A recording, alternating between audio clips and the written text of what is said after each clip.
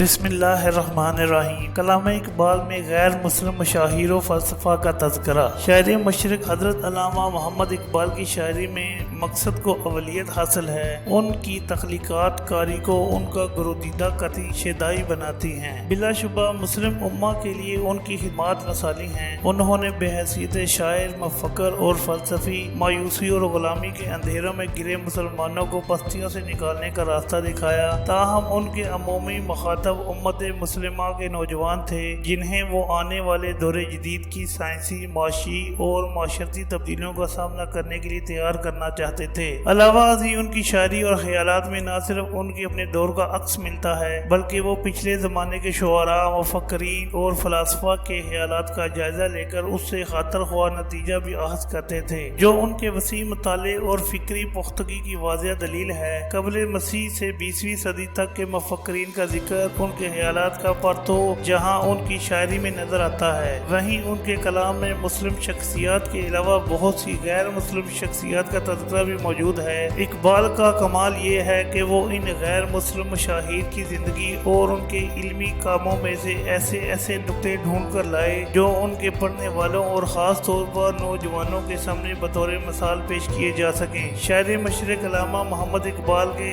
145ویں یوم ولادت کے موقع پر ان کے کلام میں موجود کچھ اہم غیر مسلم شخصیات کا مختصر سوانحی حقہ ذیل میں پیش کیا جا رہا ہے، جو یقیناً اقبالیات کے طلباء کو مزید تحقیق کی دعوت دے گا۔ برتری ہری بال جبریل کے آغاز میں اقبال کا مشہور شعر ہے: پھول کی پتی سے کٹ سکا ہے ہیرے کا جگر، مرد ناداں پر کلام نرم و نازب اثر۔ اس شعر میں اقبال نے سنسکرت کے ماہر لسانیات اور مشہور فلسفی شاعر برتری ہری کے خیالات کی عکاسی کی ہے۔ برتری کی مشہور کہاوت ہے کہ عیار شخص کو نصیحت کرنا، ہاتھی کو کمل کے پھول سے ہانکنے یا ہیرے کو پھول کی پتی سے کاٹنے یا پھر سمندر کا کھارا پانی ایک قطرہ شہد سے میٹھا کرنے کے مترادف ہے۔ برتری پہلی صدی قبل مسیح میں ایک شاہی خاندان میں پیدا ہوا۔ بعض مورخین کے نزدیک وہ راجہ وکرماجیت کا بھائی تھا، مگر پھر جلد ہی اپنی شاہی زندگی کو خیر باد کہہ کر جنگلوں میں نکل گیا اور ایک جوگی کی زندگی گزارنے لگا۔ جنگلوں میں سنیاس لینے سے پہلے بھی برتری صاحب علم تھا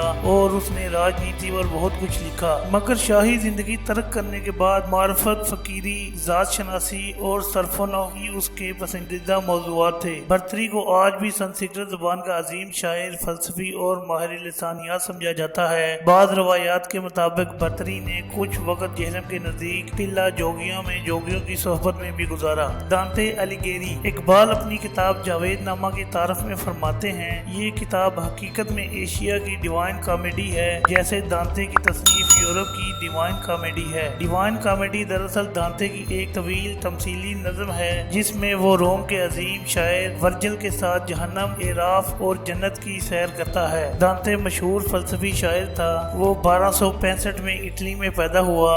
جنت، دوزخ، عالم برزخ، حیات بعد از موت اور اطالوی زبان کی ترویج اس کے پسندیدہ موضوعات تھے۔ ڈیوائن کامیڈی سے متعلق ماہر لسانیات کا کہنا ہے کہ یہ ابن عربی کی فتوحات مکیہ سے مستعار خیال ہے۔ یہ نظم خالصتاً ادبی زبان میں لکھی گئی ہے، جبکہ جاوید نامہ میں اقبال اپنے روحانی مرشد رومی کے ساتھ آسمانوں میں مختلف مقامات کی سیر کرتے ہیں، جس کے دوران ان کی ملاقات نامور مذہبی اور علمی شخصیات سے بھی ہوتی ہے اور پھر ان سے وہ مختلف موضوعات پر گفتگو بھی کرتے ہیں۔ وشوامتر جاوید نامہ میں اقبال اور ان کے روحانی مرشد جب آسمانوں کے تخیلاتی سفر پر نکلتے ہیں تو سب سے پہلے ان کی ملاقات جہاں دوست سے ہوتی ہے۔ مفسرین کے نزدیک جہاں دوست سے مراد ایک قدیم ہندو رشی مذہبی شخصیت وشوامتر ہے، جس کے نام کا فارسی میں مطلب ہے جہاں دوست۔ وشوامتر اقبال اور رومی سے سائنس، انسان، روح اور مذہب جیسے علمی معاملات پر مبنی الجھے ہوئے سوال کرتا ہے، جس کا اقبال نہایت مدلل جواب دیتے ہیں۔ وشوامتر کی پیدائش کے سال کے بارے میں کچھ بھی وثوق سے نہیں کہا جا سکتا،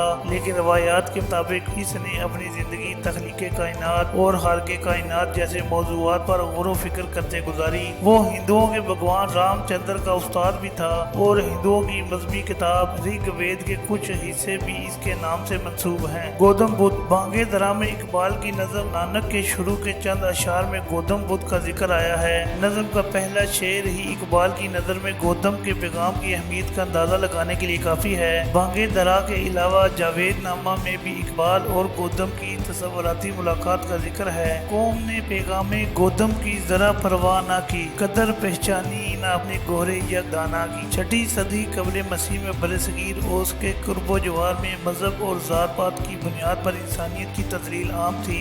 ایسے میں نیپال میں ایک شاہی خاندان کے یہاں سدھارتھ گوتم کی پیدائش ہوئی، جن کے خیالات سے جلد ہی برصغیر سمیت دنیا کا ایک بڑا حصہ مستفید ہوا۔ گوتم بدھ کی تعلیمات کے مطابق انسانی زندگی میں 4 اہم مدارج ہیں جنہیں 4 سچائیوں کے نام سے یاد کیا جاتا ہے۔ مصائب یا مشکلات پہلی سچائی ہے جس کا ہر انسان کو سامنا کرنا پڑتا ہے۔ دوسری سچائی ان مصائب کی وجہ یعنی انسان کے اعمال ہیں۔ تیسری سچائی ان مصائب و مشکلات کا خاتمہ، اور آخر میں ان مشکلات کے خاتمے کے لیے کیے گئے اچھے اعمال ہیں۔ گوتم کے نزدیک انسان اپنی خواہشات ختم کر کے بار بار پیدا ہونے کے عذاب سے بچ سکتا ہے۔ یہاں ایک اور بات بھی عام ہے کہ گوتم نے کبھی نہ تو خدا ہونے کا دعویٰ کیا اور نہ ہی اپنا بت بنانے کا حکم دیا۔ یہ سب کچھ ان کی وفات کے 200 برس بعد شروع ہوا۔ اقبال اپنے کلام میں انہیں راست باز اور انسانوں کو برائی سے بچانے والا مذہبی رہنما قرار دیتے ہیں۔ آسمانوں کے سفر میں جب اقبال کی ملاقات گوتم سے ہوتی ہے تو اس وقت بھی وہ ایک رقاصہ کو سیدھے راستے پر چلنے کی تلقین کر رہے ہوتے ہیں۔ گرو نانک سکھ مذہب کے بانی اور سکھوں کے پہلے گرو بابا گرو نانک 1469 کو لاہور کے قریب ایک قصبہ تلونڈی میں، جسے اب ننکانہ صاحب کہا جاتا ہے، پیدا ہوئے۔ بابا گرو نانک کی پیدائش کے وقت بھی ہندوستانی معاشرہ چھوت چھات اور ذات پات کی زنجیروں میں جکڑا ہوا تھا۔ کم ذات کے ہندوؤں کی زندگی اجیرن تھی۔ ایسے میں بابا گرو نانک نے پیار و محبت اور امن و مساوات کا پرچار کیا۔ انہیں مسلمان صوفیاء سے گہری عقیدت تھی۔ حضرت فرید الدین گنج شکر رحمۃ اللہ علیہ پاک پتن کے کچھ اشعار سکھوں کی مقدس کتاب گرو گرنتھ صاحب میں شامل ہیں۔ بابا نانک انسان دوستی، امن، مساوات، پیار و محبت اور رحم دلی کے پیغمبر تھے، اور انہی خصوصیات کے باعث اقبال نے انہیں اپنے کلام میں مرد کامل کے لقب سے مخاطب کیا ہے۔ کارل مارکس اور لینن بال جبریل میں شامل اقبال کی مشہور نظم لینن خدا کے حضور میں مفہوم اور معنی کے اعتبار سے لاجواب سمجھی جاتی ہے۔ لینن موت کے بعد خدا کے سامنے پیش ہو کر مذہب میں اپنی کم علمی کے باعث دنیا میں خدا کو نہ ماننے پر شرمندگی کا اظہار کرتا ہے اور کہتا ہے کہ اب جب میں نے خدا کو دیکھ لیا ہے تو مجھے خدا کی ذات پر اعتبار آ گیا ہے۔ لینن جیسے فلسفی سیاستدان کے خدا کے حضور پیش ہو کر اپنی کم علمی کے اقرار کو اہل علم میں بہت پذیرائی ملی۔ لینن 22 اپریل 1870 کو سمبرسک میں پیدا ہوئے جو دریائے ولگا کے کنارے آباد ہے۔ لینن روسی انقلاب، اشتراکی سیاستدان اور روسی سوویت سوشلسٹ جمہوریہ کے پہلے رہنما تھے۔ وہ کارل مارکس کے شاگرد، کمیونسٹ انٹرنیشنل پارٹی کے بانی اور 1917 میں ہونے والے روسی انقلاب کے منتظم بھی تھے، جبکہ اشتراکیت کے بانی کارل مارکس 5 مئی 1818 میں جرمنی کے شہر تریر میں ایک قانون دان گھرانے میں پیدا ہوئے۔ اگرچہ وہ ایک جرمن فلسفر اور تاریخ دان تھے، لیکن سیاست اور معاشیات میں خاصی دلچسپی رکھتے تھے۔ کارل مارکس سرمایہ دارانہ نظام کے کٹر مخالف تھے، جو مزدور کی محنت کا بڑا حصہ اپنا منافع سمجھ کر جیب میں ڈال لیتا تھا۔ کارل مارکس کے معاشی نظریات صدیوں سے قائم سرمایہ دارانہ نظام کے خلاف تھے، جسے لینن نے انقلاب روس کے بعد عملی جامہ پہنایا۔ ضرب کلیم میں کارل مارکس کی آواز کے عنوان سے اقبال نے انہیں یاد کیا ہے۔ مسولینی قوم پرست اطالوی رہنما مسولینی 1883 کو اٹلی میں پیدا ہوئے۔ 1929 میں جب علامہ اقبال گول میز کانفرنس کے لیے برطانیہ گئے تو انہیں مسولینی کی طرف سے اٹلی کے دورے کی دعوت ملی۔ علامہ اقبال نے دعوت قبول کر لی اور وہاں پہنچے تو مسولینی سے ان کی تفصیلی ملاقات ہوئی۔ مسولینی کی قوم پرست تحریک کے باعث بقیہ یورپ مسولینی سے نالاں تھا۔ اقبال نے مسولینی کو مشرق سے دوستی کا مشورہ دیا۔ ملاقات کے آخر میں مسولینی نے اقبال سے مزید صاحب مشورے کی درخواست کی تو جواب میں اقبال نے حدیث نبوی کی روشنی میں فرمایا کہ اپنے ہر شہر کی آبادی کی حد مقرر کریں اور آبادی اس حد سے بڑھنے کی صورت میں نئی بستی آباد کریں۔ مسولینی نے علامہ اقبال کے اس مشورے کو بہت سراہا۔ اقبال نے بال جبریل اور ضرب کلیم میں مسولینی کو 2 نظموں کی صورت میں خراج تحسین پیش کیا ہے۔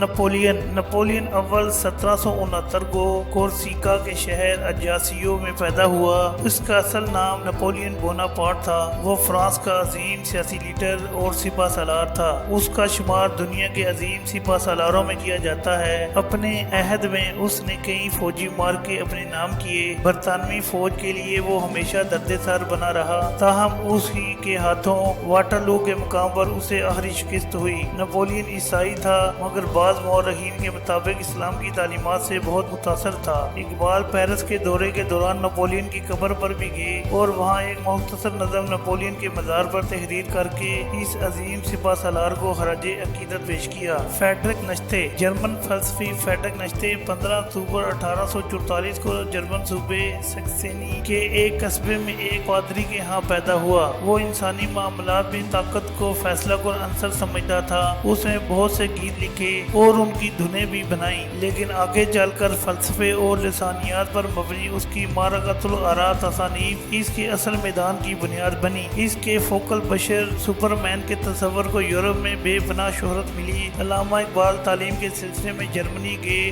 تو انہیں نتیجے کے خیالات کے تفصیلاً سے مطالعے کا موقع ملا، جس کا اشارہ ان کے کلام میں کئی جگہ ملتا ہے۔ اقبال نتیجے کے خیالات کے منفی اور مثبت پہلوؤں سے خوب واقف تھے۔ اس کے کچھ خیالات اسلام کے خاصے قریب تھے، مگر وہ خدا کا منکر تھا۔ اقبال کے نزدیک اس کا دل مومن اور دماغ کافر تھا۔ گوئٹے، جان وولفگینگ وان گوئٹے 1749 میں پیدا ہوا۔ وہ جرمن زبان کا شاعر، نثر نگار، فلسفی اور سیاست دان تھا۔ فلسفہ اسلام سے عقیدت کا یہ عالم تھا کہ دیوان حافظ سے متاثر ہو کر اس نے اپنے دیوان کا نام دیوان مغرب رکھا۔ حضرت محمد صلی اللہ علیہ وسلم کا مداح اور عاشق تھا۔ اپنے اس دیوان میں اس نے آپ صلی اللہ علیہ وسلم کی بارگاہ میں عقیدت کا اظہار کرتے ہوئے اسلام کو ایک جامع اور مکمل دین قرار دیا۔ اقبال نے جوئے آپ کے عنوان سے اس کا فارسی میں ترجمہ کیا۔ گوئٹے کے فلسفے کے مطابق انسان صرف عقل اور علم کی بدولت حقیقت کو نہیں پا سکتا، بلکہ اس کے لیے فطرت کو سمجھنا بھی اشد ضروری ہے۔